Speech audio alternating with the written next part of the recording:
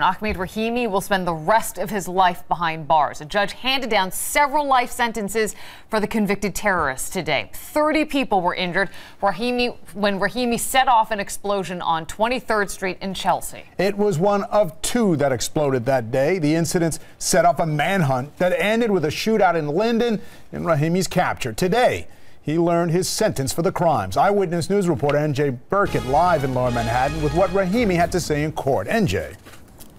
That's right, Dave. Rahimi spoke for about 15 minutes without notes, and as the prosecutor pointed out, blamed everybody for the Chelsea bombing but himself. His defense lawyer asked for a sentence of 10 years, but the judge here at federal court would have none of that. Ahmad Rahimi faced a maximum sentence of life in prison without parole, and that is exactly what he got today. The judge called Rahimi an extremely dangerous, irredeemably hostile person with absolutely no remorse. The bombing in Chelsea, Dave, injured 31 people on a Saturday night in September of 2016. A bomb blast that came a matter of hours after a similar bombing at a charity road race on the Jersey Shore. Nobody was injured there, fortunately.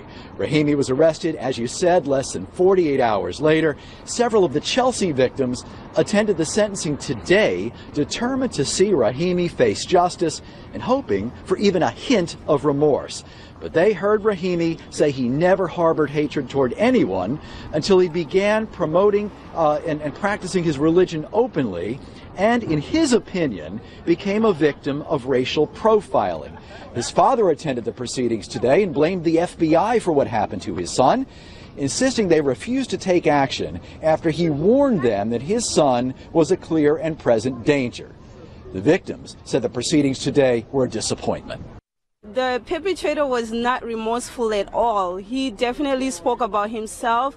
He didn't even care about us. I thought that today was probably a day for us, but it didn't feel like that at all. I direct went to the FBI, not the local police, not to the local horsemen. I went directly to the API. I say, that's your job. You have to stop my son. You have to give some help to my son. You have to protect my son. And what did they do? They did nothing. They say, oh, your son is okay. And then now they told me your son is terrorist.